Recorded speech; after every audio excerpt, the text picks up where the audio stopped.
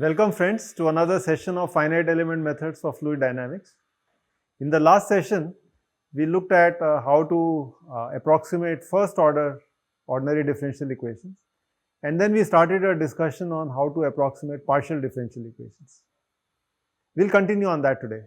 But first I want to go back to ordinary differential equations and look at a second order system and then show you how one could possibly approximate that. A simple method for a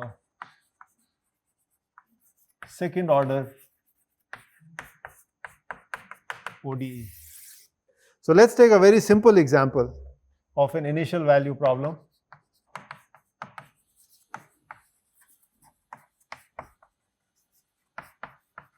Which I would like to state as that the second derivative of y is simply given to you as a function of x, y and y prime. So the independent variable, the dependent variable itself and its first derivative. This could also be a nonlinear function of x, y and y prime. And the initial values that we are given as are that y prime at x0 is y0 prime and y at x0 is y0. So this is a problem statement that is given to us, and we are now supposed to find what is y using this equation. So let me number these. So let me call this as A, this condition as B, and this condition as C. So let's say that's my x-axis, and I would show my variable y on the vertical axis. This is the initial value that's known to us, x0, and let's say this is y0, the initial value of the function, and I am also given the slope. So I know what the slope is, let's say here, and perhaps the function looks something like this. So this is the function y which I am supposed to estimate. What I do now is, as I did in the last session, I am going to create a grid, a mesh. So this is x1, likewise I create x2, x3, x4, x5 and so on. And each one of them is separated by a distance h. So h is, I can call it the element length.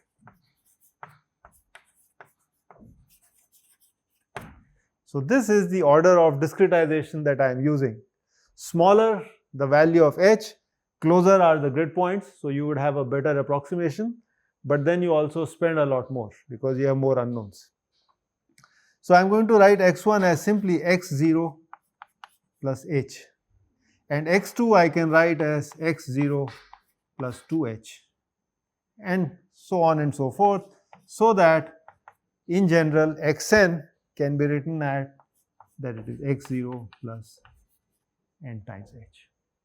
Okay. So the challenge here is that given these values of x, I am supposed to estimate what are these various values, for example y1, y2, y3 and so on. So clearly I will need to approximate my equation A in the first place. So let's write down a stencil for that. So I am again going to use the Taylor series expansion. So like we did in the last session, let me propose that y at x plus h can be given in terms of y at x plus, I will use the derivative y prime at x, and this is h plus y double prime at x, this is h square by factorial 2 plus y triple prime x, h cube by factorial 3 and so on. So that's my approximation. I mean, this is not an approximation, this is the exact value, but I could in principle drop some of these higher order terms and then approximate yx plus h as yx and some of the terms that I desire to keep, depending on what is the level of approximation I want. I could also do the same thing for y prime. So just like I have written the Taylor series expansion for y, I can do the same thing. So this is given as y prime at x plus y double prime x at h plus y triple prime x at h square by factorial 2 plus y the fourth derivative of x at h cube by factorial 3 and so on. From these, I can now come up with a very approximate method. So let me propose one approximate method with the understanding that this is not the only one, there could be many more and they could perhaps be more accurate. This is just for your understanding. So let me say that I will approximate y x plus h as yx plus h times y prime x plus h square by 2 times y double prime x. So I am going to neglect higher order terms. So this is where the approximation is. Instead of carrying all the extra terms, I am saying I am happy with whatever I have. Of course, I am going to incur some error, but I will just stay with that, live with that. Likewise, I will do the same thing for y prime. And this I am going to approximate as y prime at x plus h times y double prime x. And again, I will neglect higher order terms. Okay. And now I can form a method based on these two statements. So let me call these as D and E. So maybe this statement I can write here, this I will call as D and this one I will call as E. So the first step I can use is the following. I already know the quantities at 0, okay. So I can start with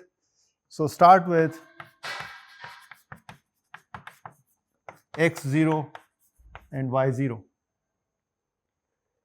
Now please note that I already know what is the value of y0 because that's given to me, in fact, in this statement over here in part C.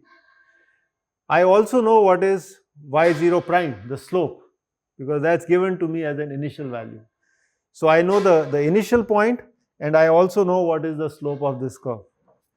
So I will write here, I know this and I also know y0 prime. So if I look at D, in fact I can try to estimate from D, I can now try to estimate that my y0 double prime is going to be, sorry, from A, because this is given to me. So I can estimate what is the value of x0, y0 and y0 prime. Okay. So now I know the function, its slope and also the second derivative. And now I can use the part D and do the following. So I can say that from D I can estimate that my y1, which actually corresponds to y at x0 plus h. Okay. This I can simply use from this equation as y0 plus h times y0 prime plus h square by 2 times y0 double prime, which I have just estimated in the earlier step. Okay, so I know y0 double prime, I know y1, and likewise I can use my statement E now to estimate my y prime. So I can use y1 prime, which actually corresponds to y prime at x0 plus h, and this I can estimate. In fact, this is a approximation, and this would be given as y prime 0, this I already know, plus h times a y double prime 0. So there you go. So what I have done is I started from x0, and now at x1 I can estimate the slope at this point and of course the function value. And now I can use these values to go to the next step. So let's write down explicitly what is my second step.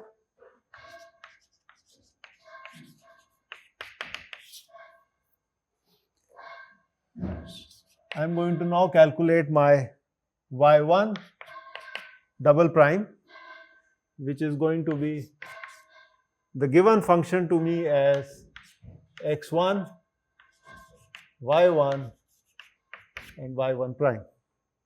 Now I know all these values. Okay, so this is from A. In fact, this is the ordinary differential equation that is already given to me. Okay, so this is known, provided I know what is the slope at point 1, which I now know from my earlier step. So once I know this, I can calculate my y2,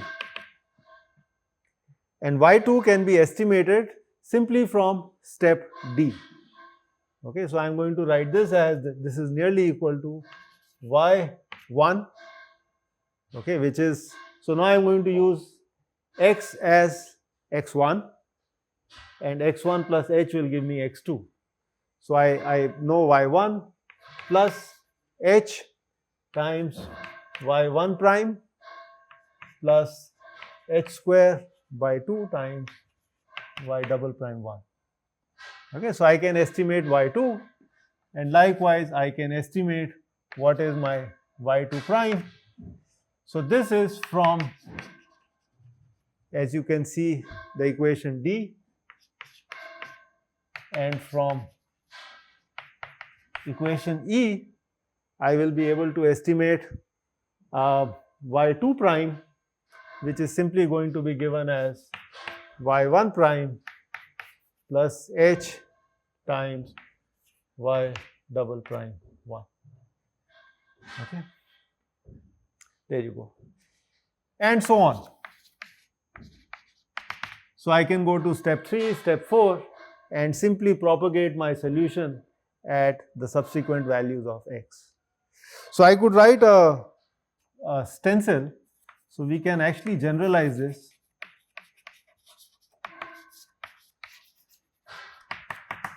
As saying that I first find yn double prime as simply from the ordinary differential equation my xn, yn and yn prime,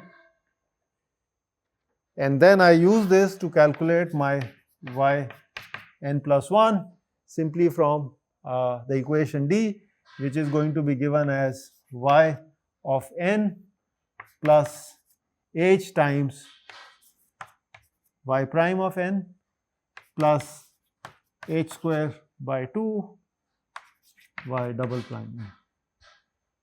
And then I would also do yn plus 1 prime, which is from equation E, which you can see is y prime n plus h times y double prime n.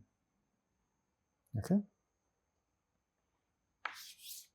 So this is going to be my stencil, and of course we can also propose or formulate higher order methods.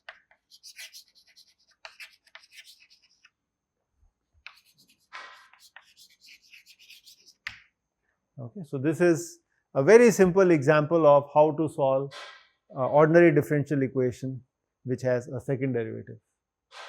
Okay, mostly in fluid mechanics we are going to be dealing with equations that have up to second order derivative. Of course, when you want to do structures, solid mechanics, then you could have higher order derivatives, for example in bending of beam and so on. But because this is a course in fluid mechanics, roughly speaking, a second order equation would suffice. This is not to say that there cannot be situations where you get higher order derivatives. For example, in thin films and several other situations, you could generate higher order equations. All right, so we'll now move on to our partial differential equations, so PDEs. And we had introduced this in the last session, and today we are going to look at how to numerically get a solution for an elliptic equation. Okay, so we'll look at elliptic problems.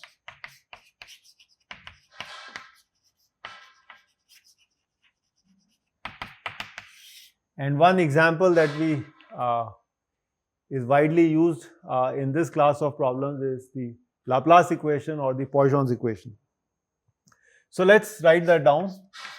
So del square u is equal to, we are going to write this as u comma xx plus u comma yy, and this is f of xy on omega. So this is a standard Poisson's problem in 2D. So I am restricting the analysis to 2 dimensions, but we could very easily generalize it to 3 dimensions. We'll need boundary conditions. So before we do that, I hope you can pretty much see what is this notation. So this is del square u by del x square and a double derivative here in terms of y. So the domain is the following. This is omega, and I am looking at the solution of u within this domain, and this boundary is gamma. So we could have either a Neumann boundary condition or a Dirichlet boundary condition. So we will consider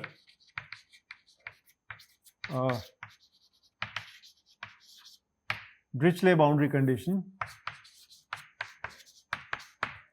in the sense that u at gamma at the boundary is specified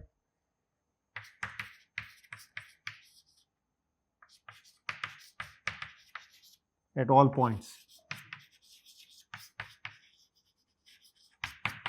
So if this is a problem in heat conduction, we are saying that the temperature on the boundary is specified at all the points, as opposed to a Neumann condition where you could have a boundary condition on heat flux, which would be on the derivative of u.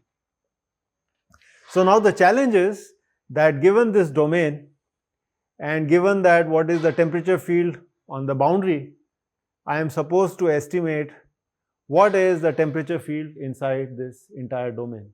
So you could think of this as a plate, maybe a metallic plate or some other material that you would like, and I am supposed to estimate what is the temperature field inside given the temperature field on the boundary. Okay, so that's the sense of this elliptic problem. So let's try to design a finite difference method, a very simple finite difference method, and we'll simplify the problem so that we can use the Cartesian geometry and Cartesian representation. Okay, so let's say this is our x-axis, this is the y-axis, and let me say I am going to make some grids on it. Okay, so I am going to discretize my domain in terms of these nodes. Okay. And let me say that the spacing of these grid points in the x direction is h, and in the y direction it is k.